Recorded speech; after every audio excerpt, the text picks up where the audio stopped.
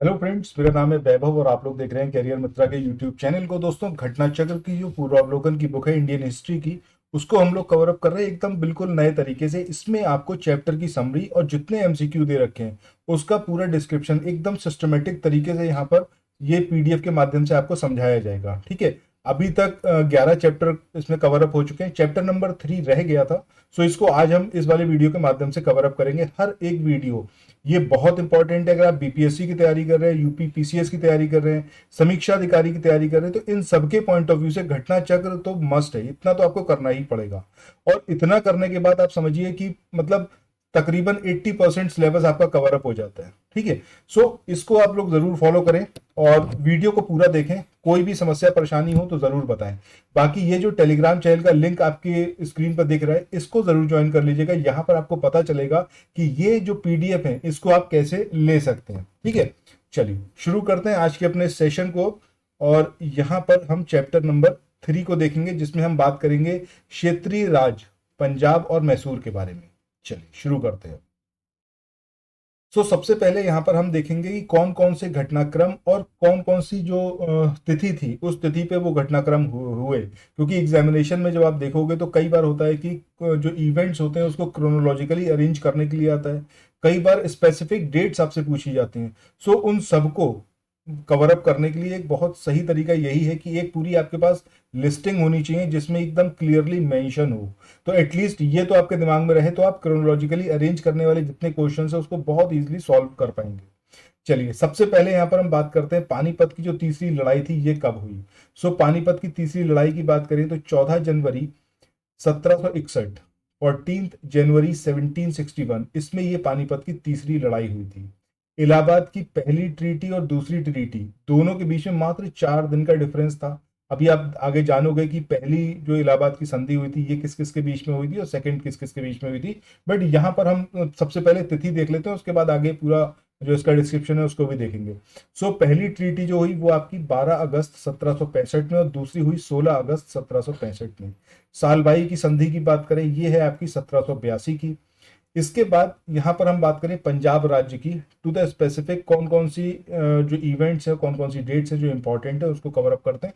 ये सारी चीजें घटना चक्र की बुक के अंदर मेंशन है, कुछ भी एक्स्ट्रा यहाँ पर इंक्लूड नहीं किया गया है। अगर आप लोग घटना चक्र को मल्टीपल टाइम्स रिवाइज करना चाहो तो आप समझो कि ये जो पीडीएफ देख रहे हो मात्र 2.5 पन्ने का पीडीएफ है। लेकिन अगर बुक में देखोगे तो तकरीबन ये 12-13 पन्ने आपको पढ़ने पड़ेंगे, तब आप ये सारा जो कंटेंट है उसको कवर अप कर पाएंगे। चलिए पंजाब की बात करें तो यहाँ पर हम सबसे पहले बात करें कि अहमद शाह अब्दाली की मौत कब हुई। तो ये हुई आपकी 1773 में। अब इसकी मौत का क्या रीजन है, क्यों इसको यहाँ पर रखा गया, ये भी हम आगे चल के देखते हैं अभी। अब यहाँ पर महाराजा रणजीत सिंह की बात करें तो इनका जन्म कब हुआ, 13 नवंबर 1780 में। ठीक है। इसके बाद रणजीत सिंह का विभिन्न क्षेत्रों पर अधिकार, यहाँ पर ये क्वेश्चन स्पेसिफिकली पूछा गया है एग्जामिनेशन में कि इनको क्रम से अरेंज करिए जिसमें महाराजा रणजीत सिंह ने कौन कौन से क्षेत्र थे उन पर कब कब अधिकार किया। लाहौर की बात करें 1799 में। अमृतसर की बात करें जो इन्होंने भिंगी मिस्र से छीना था वो 1805 में छीना था। फरीदकोट, मालेर, कोटला और अंबाला की बात करें तो 1808 में। मुल्तान की बात करें तो इसमें 1818 में इन्होंने अधिकार किया। कश्मीर की बात करें 1819, पेशावर की बात करें तो 1834। यहाँ पर ये सारी चीजें जो है आपको क्रोनोलॉजिकली पूछी जाती हैं और पूछी गई हैं एग्जामिनेशन में। अच्छा, महाराजा दिलीप सिंह की बात करें तो इनका टेन्योर या फिर इनका जो शासनकाल था ये कब से कब तक रहा। 1843 में ये शासन में आए और 49 तक ये शासन में रहे। उसके बाद फाइनली ब्रिटिश एम्पायर में मर्ज हो गया था पंजाब। अच्छा, पहले एंग्लो सिख वॉर की बात करें तो ये 1845 से 46 के बीच में चला। लाहौर की संधि के साथ ये फिनिश हुआ 1846 में। भैरोवाल की संधि की बात करें दिसंबर 1846 में ये हुई है। इसके बाद महाराजा दिलीप सिंह की डेथ कब हुई तो 22 या फिर 23 अक्टूबर, ये एकदम कंफर्म नहीं है, बुक में भी ऐसे ही दिया हुआ है कि 22 या फिर 23 अक्टूबर 1893 में इनकी डेथ हुई। सेकेंड एंग्लो सिख वॉर की बात करें 1848-49 में ये हुआ। चिलियावाला का जो वॉर हुआ ये आपका 13 जनवरी 1849 में हुआ, 13 जनवरी 1849। इसके बाद मैसूर राज्य की बात करते हैं कि मैसूर में कौन कौन से इवेंट रहे जिससे रिलेटेड क्वेश्चंस पूछे गए हैं और पूछे जा सकते हैं। सबसे पहला कि हैदर अली इन्होंने डिंडुगुल पर कब्जा कब किया था, तो ये करा था इन्हें 1755 में। पहला एंग्लो मैसूर वॉर ये कब हुआ आपका, 1767 में ये स्टार्ट हुआ और 69 में ये चला, और इसमें मैसूर राज्य ने अंग्रेजों को बुरी तरीके से पछाड़ा, बुरी तरीके से हराया, और यहाँ पर हैदर अली की जो युद्ध नीति थी वो एकदम मतलब मार्वलस थी। उसमें अंग्रेज पूरी तरीके से चारों काने चित्त हो चुके थे, ठीक है। और यहाँ पर मैसूर जो था उसने जीत दर्ज की थी। मद्रास की संधि की बात करें, 4 अप्रैल 1769 में हुई, 1769 में। इसमें बहुत सारी चीजें जो थी मैसूर की मानी गई, हैदर अली की मानी गई, क्योंकि उन्होंने इस युद्ध में जीत दर्ज की थी। सेकेंड एंग्लो मैसूर वॉर की बात करें, 1780 में ये स्टार्ट हुआ और 84 तक चला। पोर्टोनोवा का युद्ध वेरी इंपॉर्टेंट, जरूर याद रखिएगा, कई बार एग्जामिनेशन में अलग अलग तरीके से पूछा गया है। 1 जुलाई 1781। हैदर अली की डेथ की बात करें, दिसंबर 1782 में होती है। मंगलौर की संधि की बात करें, 1784। थर्ड एंग्लो मैसूर वॉर की बात करें, 1790 में स्टार्ट हुआ और 92 तक ये चला। इसके बाद श्रीरंगपट्टनम की संधि की बात करें, मार्च 1792 में। फोर्थ एंग्लो मैसूर वॉर की बात करें तो 1799 में ये हुआ। चलिए, इसके बाद अब जो है यहाँ पर सबसे पहले हम पंजाब राज्य से स्टार्ट करते हैं, सारी चीजें इसके बारे में जानेंगे। पंजाब की बात करें तो प्रारंभ में अहमद शाह अब्दाली के साम्राज्य का ये भाग था। अभी आपने देखा होगा, ऊपर हमने बात करी थी कि अहमद शाह अब्दाली जो थे इनकी डेथ कब हुई थी। सो इनको इसीलिए इसके अंदर इंक्लूड करा गया था पंजाब के अंदर, क्योंकि मतलब पहले जो था पंजाब इन्हीं के साम्राज्य का एक पार्ट था। इसके बाद 1773 की बात करें तो अहमद शाह अब्दाली की जब मौत हो गई तो सिख मिसल जो थी वो उन्होंने जो था कुछ भागों को, अगर हम कुछ इलाकों की बात करें तो उस पर इन्होंने अधिकार कर लिया। इसमें मुल्तान कश्मीर इनको मतलब इन पे अधिकार ये नहीं कर पाए थे जो सिख मिसलें थी, लेकिन काफी सारे एरिया ऐसे थे जिस पर अहमद शाह अब्दाली की मौत के बाद सिख मिसलों ने अधिकार कर लिया था। 1800 ईस्वी की बात करें, शाह शुजा ये अहमद शाह अब्दाली का पौत्र था। ये काबुल की गद्दी पर बैठा, लेकिन वही चीज की डिस्प्यूट तो हर जगह होते हैं और गद्दी को लेके तो हमेशा लड़ाई हुई है। तो इनका एक भाई था, उसका नाम था शाह महमूद। ये इसके अगेंस्ट खड़ा हो गया, ये चाहता था कि इसको गद्दी से कैसे भी करके हटा दिया जाए, और इसके लिए इसने जो था सपोर्ट ली फतेह खां और दोस्त मोहम्मद की। इनको बरकजई सरदारों के नाम से भी जाना जाता है। सो शाह शुजा ये गद्दी पर बैठा, अब इसके अगेंस्ट कौन खड़ा हुआ, शाह महमूद, जो कि इसका भाई था, और ये चाहता था कि हम गद्दी पे बैठे, और फाइनली जो है 1809 में इसने शाह शुजा को गद्दी से हटा दिया। अब जब गद्दी से ये हटा शाह शुजा, तो इसको भैया सपोर्ट चाहिए था। तब ये जो था रणजीत सिंह के पास आया और उनसे मदद मांगी, और मदद मांगने के बदले में कोहिनूर हीरा जो था वो रणजीत सिंह को इसने दिया। अब यहां से हम बात करते हैं महाराजा रणजीत सिंह की, क्या कुछ इंपॉर्टेंट है इनके बारे में। सबसे पहले इनका जन्म 13 नवंबर 1780 में हुआ। इनके जो फादर थे उनका नाम था महासिंह। कौन सी मिस्ल थी, तो सूकर चकिया मिस्ल के ये थे महाराजा रणजीत सिंह। और जब ये 12 साल के थे तभी इनके फादर की डेथ हो जाती है। अब इतनी कम उम्र में शासन को संभालना ये इम्पॉसिबल था, बट इनको मतलब गद्दी पे इन्हीं को बिठाया गया, और इनको सपोर्ट करने के लिए, पीछे से शासन को चलाने के लिए एक प्रति शासन परिषद इसको बनाया गया, जो कि 1792 से 97 तक रही। और इस परिषद में जो सदस्य थे वो इनकी मदर थी, इनकी सास थी, एक दीवान थे जिनका नाम था लखपत राय।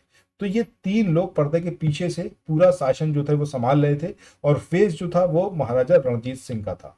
और ये चीज 1792 में स्टार्ट हुई और 97 में खत्म हो गई। 97 के बाद ये पूरी तरीके से शासन को संभालने लगे थे, ठीक है। तब ये तकरीबन 17 वर्ष के आसपास के थे।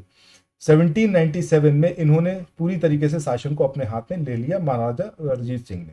अच्छा, इनके लड़के की बात करें, उसका नाम था खड़क सिंह। अब वही चीज है, वो एक आपने कहावत सुनी होगी कि पूत कपूत तो का धन संचय और पूत सपूत तो का धन संचय। तो इनका जो लड़का था ये अफीम खाने का आदत, मतलब अफीमची था एक तरीके से कहिए, ये अफीम खाने का आदत इसको था, और इसी वजह से क्या शासन संभालेगा जब ये अफीम इतना ज्यादा खाता था। तो इसके टाइम पर दो जो विरोधी दल थे, दरबार मतलब पूरी तरीके से डिवाइड हो गया। उसमें 2 विरोधी दल, एक थे आपके संगवालिया सरदार और दूसरे थे आपके डोगरा बंधु। ये अलग अलग 2 गुटों में बट गए, और ये चाहते थे कि भैया कैसे भी करके जो है सत्ता पर काबिज हुआ जाए और खड़क सिंह को उखाड़ फेंका जाए। अब इसमें संगवालिया सरदारों में चैत सिंह, अतर सिंह, लहन सिंह और अजीत सिंह। अजीत सिंह कौन था? ये भतीजा था रणजीत सिंह का, ठीक है। तो ये एक ग्रुप था दरबार में। दूसरा था आपका डोगरा बंधुओं का, जिसमें आपके ध्यान सिंह, गुलाब सिंह और सुचेत सिंह थे। इसमें ये डिवाइड हो गया। और राज्य में ऑब्वियस सी बात है, जब राजा अफीमची होगा तो राज्य का क्या ही कुछ होगा, तो अराजकता का माहौल तो फैलना ही था। अच्छा, रणजीत सिंह की राजधानी की बात करें तो इनकी राजधानी थी लाहौर, लेकिन ये एक पॉलिटिकल राजधानी थी। वहीं जो रिलीजियस कैपिटल इन्होंने अपनी बनाया, वो किसको बनाया? अमृतसर को। राजा की उपाधि इनको किसने दी? वो थी जमान शाह, ठीक है। राजा रणजीत सिंह, तो राजा की उपाधि किससे मिली इनको? जमान सिंह से।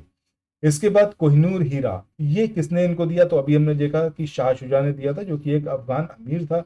इसके बाद रणजीत सिंह, इनके राज्य में कानून व्यवस्था की अगर हम बात करें तो बहुत ज्यादा ये स्ट्रांग थी, और किसी को भी बख्शा नहीं जाता था, वो किसी भी ओहदे पे हो।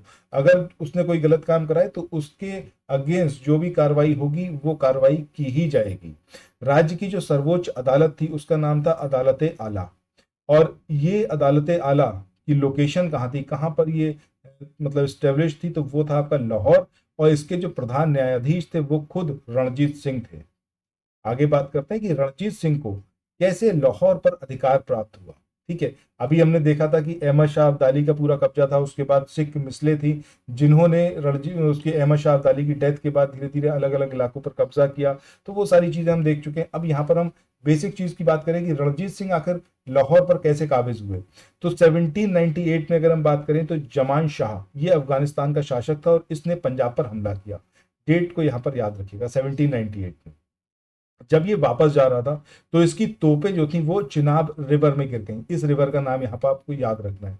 रणजीत सिंह ने क्या करा कि उन तोपों को निकलवा कर वापस उसके पास पहुंचवा दिया, और इस सेवा के बदले ही जमान शाह ने बोला कि चलो ठीक है यार, तुम एक काम करो, लाहौर पर अब तुम अपना शासन जो है काबिज कर सकते हो, तुम लाहौर को संभालो और मेरे अंडर ही काम करोगे, ठीक है।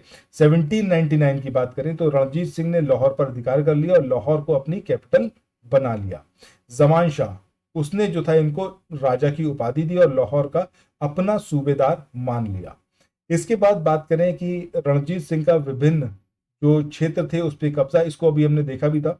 1799 में इन्होंने लाहौर पर कब्जा किया। 1805 में अमृतसर को छीना इन्होंने, किससे? भिंगी मिसल से।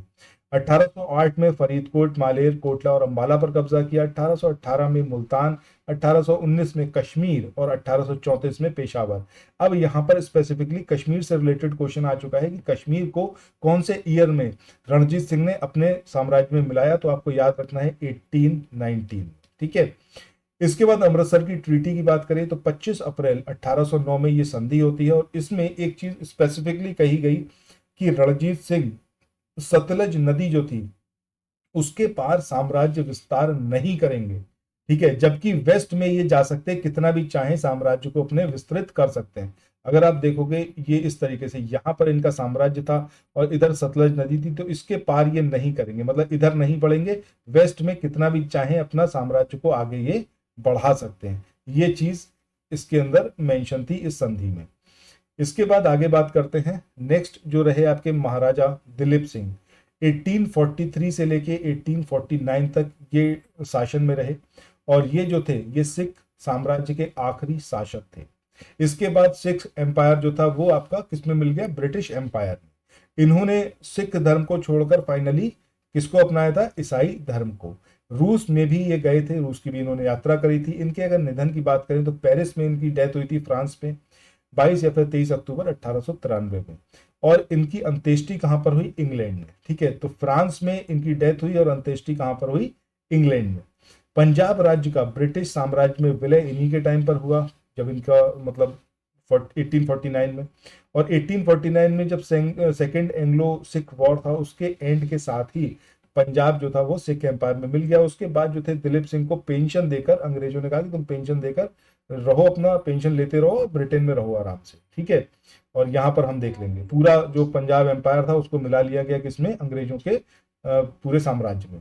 इसके बाद अंग्रेजों ने पंजाब पर शासन के लिए एक परिषद बनाई। इसमें 3 लोगों को शामिल किया गया, जिसके अध्यक्ष कौन थे? Sir Henry Lawrence. इसके अलावा जॉन लॉरेंस और चार्ल्स ग्रीनवेले मानसेले, ये 3 लोग थे जिन्होंने जब सिख एम्पायर को मिलाया गया ब्रिटिश एम्पायर में, उसके बाद सिख एम्पायर को संभालने के लिए जो परिषद बनी, जो काउंसिल बनी, उसमें ये 3 लोग थे, जिसमें अध्यक्ष कौन थे आपके, सर हेनरी लॉरेंस।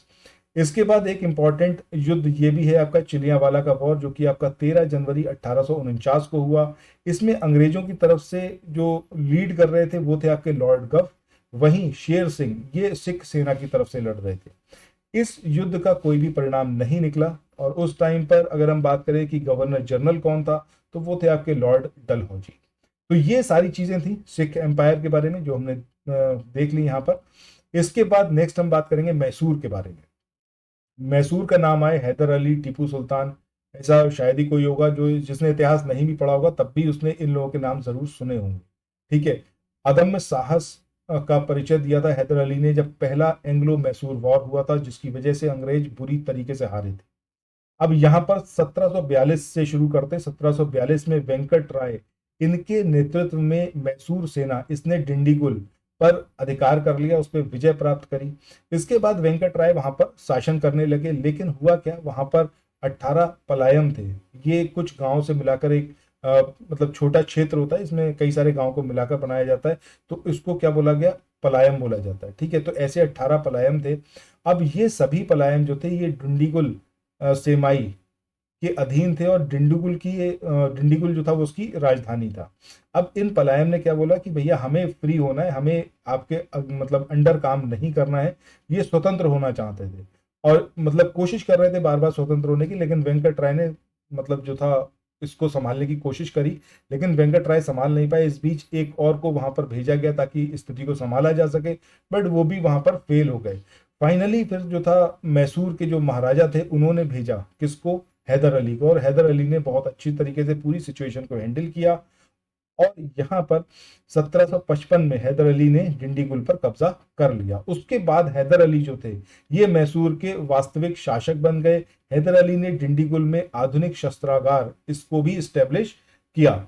यहाँ पर एक चीज जरूर देखने वाली है, अगर आपने अलग अलग साम्राज्य को पढ़ा है, अदरवाइज ये प्लेलिस्ट जरूर फॉलो करिएगा, काफी कुछ आपको समझने को मिलेगा। तो एक चीज देखिएगा कि जो भी साइंस और टेक्नोलॉजी में अपना थोड़ा दिमाग लगाया जिस भी शासक ने, उसने इन्वेस्ट किया, वो काफी लॉन्ग टर्म तक फाइट करता रहा, और मतलब दूसरे जो उसके अपोनेंट थे उससे हमेशा जीतता रहा। तो वही चीज यहाँ पर हैदर अली ने भी करी। उसके बाद टीपू सुल्तान ने भी ये सारी चीजें करी थी। अच्छा, 1777 की बात करें तो हैदर अली ने मीर साहेब इनको जो था डिंडीगुल का गवर्नर अपॉइंट किया। इसके बाद बात करते हैं हम फर्स्ट एंग्लो मैसूर वॉर की, जो कि 1767 में स्टार्ट हुई और 69 तक चली। युद्ध में क्या कुछ बदलता रहा ये यहाँ पर समझना बेहद जरूरी है। स्टार्टिंग जब हुई तब उस टाइम पर अंग्रेज, निजाम और मराठा ये तीनों साथ थे, और हैदर अली के अगेंस्ट ये फाइट कर रहे थे। अब यहाँ पर हैदर अली धीरे धीरे अपने शासन को मतलब अपने साम्राज्य को एक्सपेंड कर रहे थे, जिस वजह से निजाम और मराठा दोनों ही खौफजदा थे। इनको ये लगता था कहीं एक दिन ऐसा ना हो कि ये हमारे साम्राज्य को ही निगल जाए, इसलिए जाकर ये अंग्रेजों के साथ मिल गए, और अंग्रेजों ने भी इन्हें और अलग अलग तरीके के प्रलोभन दिए। ठीक है, अब स्टार्टिंग तो यहाँ पर हुई जिसमें अंग्रेज, निजाम और मराठा ये हैदर अली के अगेंस्ट लड़ रहे थे, बट बाद में हैदर अली ने यहाँ पर अपना पूरा दिमाग लगाया, युद्ध रणनीति का यूज करा, और निजाम और मराठा को इनसे अलग कर दिया अंग्रेजों से। उसके बाद का तो फिर मतलब इजी था संभालना। उसके बाद हैदर अली ने जो था अंग्रेजों को यहाँ पर पछाड़ दिया। हैदर अली ने निजाम आसफ जहां सेकंड, इनका नाम जरूर याद रखिएगा, आसफ जहां सेकंड, ये इनको बोला कि चलो ठीक है, हम आपको कुछ जो एरिया है, कुछ प्रदेश जो है वो आपको दे देंगे। ये प्रलोभन दिया और अपने साथ मिला लिया। मराठा उस समय कौन था, पेशवा माधवराव प्रथम, इनको कहा कि भैया हम आपको पैसा देंगे, आप हमारे साथ आ जाओ, तो ये हैदर अली के साथ आ गए। अब तक ये दोनों लोग इनके साथ में आ गए, तो उसके बाद हैदर अली ने सोचा कि चलो ठीक है, अब तो यहाँ पर हम संभाल ही लेंगे। लेकिन निजाम जो थे ये एक बार फिर से पलटी मार दी और वापस से अंग्रेजों के साथ मिल गए, क्योंकि इन्होंने देखा कि स्टार्टिंग में अंग्रेज जो थे वो लीड कर रहे थे, तो निजाम ने सोचा यार हैदर अली तो हार जाएंगे, तो इनके साथ रहना घाटे का सौदा है, ये जाकर अंग्रेजों के साथ मिल गए। लेकिन उसके बाद भी हैदर अली मराठा साथ में थे, और फाइनली इस युद्ध में हैदर अली की जीत हुई। और यहाँ पर एक संधि हुई, मद्रास की संधि, जो कि 4 अप्रैल 1769 में हुई, 1769 में। अब इसमें इस युद्ध के परिणाम की बात करें तो हैदर अली इसमें जीते, और इस दौरान अंग्रेज गवर्नर कौन था, उसका नाम था विरेलस्ट, ये अंग्रेज गवर्नर था। इसके बाद सेकेंड एंग्लो मैसूर वॉर की बात करें, 1780 में ये स्टार्ट हुआ और 84 तक ये चला। जुलाई 1780 में हैदर अली ने कर्नाटक पर आक्रमण किया और कर्नल वेली की सेना को हरा दिया। यहाँ पर ये जरूर याद रखना है कि ये जो कर्नाटक पर अधिक मतलब आक्रमण किया था हैदर अली ने, जुलाई 1780 में किया था। और यहाँ पर जो फाइट हुई थी वो कर्नल वेली की सेना के साथ में हुई थी, और उसके बाद अर्काट पर भी अधिकार कर लिया। इसी समय टीपू सुल्तान जो थे, इन्होंने हेक्टर मुनरो को पोलीपुर का एक मतलब जगह थी वहां पर हराया था। और इस ड्यूरेशन में जो अंग्रेज गवर्नर था वो कौन था? आपका वॉरेन हेस्टिंग्स। इसके बाद 1781 की बात करें तो आयरकूट, इसने हैदर अली को कौन कौन सी जगह पर हराया? यहाँ पर पोर्टोनोवा का युद्ध, ये 1 जुलाई 1781 में हुआ। यहाँ पर आयरकूट ने हैदर अली को हराया, कोल्लीलूर में हराया, इसके अलावा शोलिंगपुर में हराया। तो यहाँ पर 3 जगह जो है हैदर अली को हराया किसने? आयरकूट ने। दिसंबर 1782 की बात करें तो यहाँ पर हैदर अली की डेथ हो जाती है। उसके बाद ये युद्ध जो है वो भी समाप्त होता है मंगलौर की संधि के साथ में 1784 में। अब इसमें मतलब रिजल्ट की बात करें तो हैदर अली की डेथ हो चुकी थी, उसके बाद संभालना थोड़ा सा टिपिकल हो गया और फाइनली इसमें टीपू सुल्तान की हार हुई। इसके बाद थर्ड एंग्लो मैसूर वॉर की बात करें, 1790 में स्टार्ट हुआ, 92 तक ये चला। और इसमें एक संधि हुई जिसको श्रीरंगपट्टनम की संधि के नाम से हम जानते हैं, मार्च 1792 में। ये जो संधि थी ये कॉर्नवालिस और टीपू सुल्तान इनके बीच में हुई थी। और इस युद्ध में टीपू सुल्तान ने तुर्की की सहायता प्राप्त करने की भी कोशिश की थी।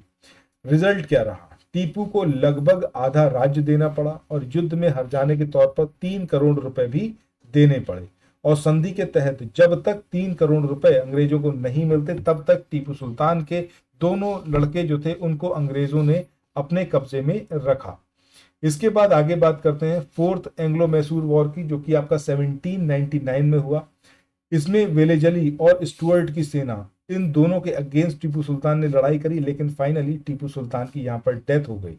अच्छा, एक चीज यहाँ पर और आपको याद रखनी है कि ये जो फोर्थ एंग्लो मैसूर वॉर हुआ इसमें टीपू सुल्तान की हार क्यों हुई? क्योंकि यहाँ पर टीपू सुल्तान कहें तो या फिर हम कहें इंडियंस की बात करें तो हम अपने मॉरल्स को जरूर मानते हैं। यहाँ पर क्या था कि भैया शाम का टाइम हो गया था, सूरज ढल चुका था, लड़ाई नहीं लड़नी थी। बट वेलेजली, ये तो अंग्रेज थे, ठीक है, इनको कोई फर्क नहीं पड़ता था, इन्होंने रात में ही धावा बोल दिया जिसकी वजह से ये हार हुई। परिणाम की बात करें तो मैसूर की गद्दी पर फाइनली कृष्ण राज, ये अडियार वंश का एक लड़का था, बालक था, उसको बिठाया गया। कनारा, कोयम्बटूर और श्रीरंगपट्टनम ये वो क्षेत्र थे जिनको ब्रिटिश साम्राज्य में मिला लिया गया। सो ये जो फोर्थ एंग्लो मैसूर वॉर था, इसके बाद जो वेलेजली थे इनको एक उपाधि से सम्मानित करा गया आयरलैंड का जो समाज था उसके द्वारा, और वो जो उपाधि थी वो थी आपकी मार्क्सवेस। इस उपाधि से जो है इनको सम्मानित करा गया। चलिए टीपू सुल्तान के बारे में कुछ देखते हैं। टीपू सुल्तान ने अपनी जो कैपिटल बनाई अपने साम्राज्य की वो बनाई क्या? श्रीरंगपट्टनम। और टीपू सुल्तान ने एक जैकोबियन क्लब इसको स्टेब्लिश किया। टीपू सुल्तान ने शारदा देवी की जो मूर्ति थी उसको एस्टेब्लिश करवाने के लिए, उसके निर्माण के लिए श्रृंगेरी मंदिर में दान भी दिया था। इन्होंने अपनी कैपिटल में फ्रांस और मैसूर की मैत्री का एक प्रतीक स्वतंत्रता का वृक्ष इसको भी लगाया था। इन्होंने विदेशी राज्यों से मैत्री संबंध बनाने और अंग्रेजों के विरुद्ध सहायता प्राप्त करने के लिए ईरान, कस्तुनतीनिया जो कि आज की डेट में इस्तांबुल है, इसके अलावा अफगानिस्तान, फ्रांस, ये और भी कई जगह थी जहां पर अपने दूत मंडल भेजे और वहां पर जो है अपने दूतावास जो थे उनको भी स्टेब्लिश करवाया। चलिए आगे बात करते हैं यहाँ पर बेगम समरू की। तो बेगम समरू को समझें इससे पहले ये जाने कि इनके जो हस्बैंड थे उनका नाम क्या था? Walter Reinhard Sambre. अब ये कई रियासतों में ये मतलब सर्विस करते थे, उनको ये सेवाएं देते थे। और इन्होंने क्या करा था कि जाब्ता खां, ये सहारनपुर के रोहेला सरदार थे, इसको हराया था। और जिसके लिए नजब खां जो कि बंगाल का नवाब था उसने सरधना की जागीर इनको दी थी। अब इस तरीके से सरधना पर शासन करने का अधिकार किसको मिला? वॉल्टर रेनहर्ड सांब्रे को। और जब ये खत्म मतलब इनकी डेथ हो गई तो इनके बाद इनकी जो वाइफ थी उनका नाम था बेगम समरू, जिन्होंने उस पूरी रियासत को संभाला। ठीक है, तो ये यहाँ पर बेगम समरू का नाम इसलिए इंपॉर्टेंट है क्योंकि यहाँ पर मेरठ में एक चर्च है जिसको इन्होंने बनवाया था, और काफ़ी ये मतलब फेमस चर्च है। ठीक है, चलिए आगे अब बढ़ते हैं। कुछ इंपॉर्टेंट वॉर की बात करते हैं। इसमें सबसे पहले पानीपत का जो तीसरी लड़ाई हुई थी उसको देखते हैं। 14 जनवरी 1761 में ये हुई, अहमद शाह अब्दाली और सदाशिव राव भाऊ के बीच में, या फिर हम कहें तो अहमद शाह अब्दाली और मराठों के बीच में। और इसमें मराठा जो थे वो बुरी तरीके से हारे थे। और इसके बाद ही जैसे कि कहा जा रहा था उस समय कि जैसे धीरे धीरे जो मुगल थे वो डिक्लाइन कर रहे थे और मराठा जो थे वो शक्तिशाली हो रहे थे, और ऐसा अनुमान था कि एक दिन ये आएगा कि मराठा हिंदुस्तान पे शासन करेंगे। लेकिन इस पानीपत की लड़ाई के बाद ये चीज़ नेस्तनाबूद हो गई कि उसके बाद मराठा बहुत कमज़ोर पड़ गए और फिर दोबारा उठने की उनके अंदर ताकत थी नहीं। चलिए कुछ यहाँ पर ट्रीटी की बात करते हैं। इलाहाबाद की पहली संधि ये 12 अगस्त 1765 में हुई। ये अंग्रेज और शाह आलम सेकंड के बीच में हुई थी, जो कि मुगल बादशाह था। दूसरा इलाहाबाद की सेकंड संधि ये कब हुई आपकी? 16 अगस्त 1765 में। ये अंग्रेज और अवध का जो नवाब था शुजाउद्दौला, इसके बीच में हुई। सालबाई की संधि की बात करें 1782 में हुई, अंग्रेजों और मराठों के बीच में, और ये प्रथम एंग्लो मराठा वॉर का रिजल्ट थी। मतलब पहला जो एंग्लो मराठा वॉर हुआ वो खत्म ही इस संधि के साथ में हुआ, और इसमें जो है महादजी सिंधिया इन्होंने मध्यस्थता की थी। इसके बाद नेक्स्ट यहाँ पर बात करते हैं सवाई जयसिंह, ये आमेर के शासक थे। इन्होंने यूक्लिड के रेखागणित के जो तत्व थे उसको संस्कृत में ट्रांसलेट कराया था। इसके अलावा इन्होंने 5 वेधशालाएं बनवाई थी। ये जो वेधशालाएं थी ये जयपुर, दिल्ली, उज्जैन, बनारस और मथुरा यहाँ पर बनवाई थी, और ये पांचों जगह आपको एज इट इज याद रखनी है। तो इसी के साथ दोस्तों आज के इस वाले सेशन को यहाँ पर एंड करते हैं। आई होप ये वाला सेशन आप लोगों को इन्फॉर्मेटिव लगा होगा। घटना चक्र में जो कुछ दिया हुआ है, चाहे वो एमसीक्यू की फॉर्म में या फिर वो चैप्टर नोट्स की फॉर्म में, वो सब कुछ इसके अंदर कवर है। जैसा मैंने आपको बिल्कुल स्टार्टिंग में बताया भी था, इसमें मात्र 2.5 पन्ने 2.5 पेजेस में हमने कवर अप कर दिया इस पर्टिकुलर चैप्टर को। बट अगर आप बुक से पढ़ने जाओगे तो तकरीबन आपको 13-14 पन्ने पढ़ने पड़ेंगे। और इस तरीके से अगर आप देखो तो एक पर्टिकुलर चैप्टर को आप एक दिन में रिवाइज कर पाए, उसको अच्छे से याद कर पाए, वो भी टिपिकल हो जाएगा। बट यहाँ पर इन नोट्स के माध्यम से आप सारी चीज़ें अच्छे से कवर अप कर सकते हैं। अगर आप ये पीडीएफ चाहते हैं जिसमें इंडियन हिस्ट्री का पूरा समरी मिलेगा आपको घटना चक्र का, सो इसके लिए आपको मात्र 99 रुपए का पेमेंट करना होगा। जिसका जो कैसे आपको पेमेंट करना है, क्या कुछ करना है, उसके लिए आप टेलीग्राम चैनल को ज्वाइन कर लीजिए। वहां पर आप मेरे से बात कर सकते हैं। इसके अलावा व्हाट्सएप या फिर टेलीग्राम पर आप मुझे मैसेज कर सकते हैं। ये जो नंबर आप अपनी स्क्रीन पर देख रहे हैं 9027281376, इस नंबर पर आप मुझसे मैसेज करके बात कर सकते हैं और इस पीडीएफ को ले सकते हैं। ठीक है, फीस इसका जस्ट 99 रुपीज रखा गया है। सो कोई भी ले सकता है, इतना तो हर कोई पे कर ही सकता है। ठीक है, सो थैंक्स फॉर वॉचिंग। मिलते हैं नेक्स्ट वीडियो में। Bye bye.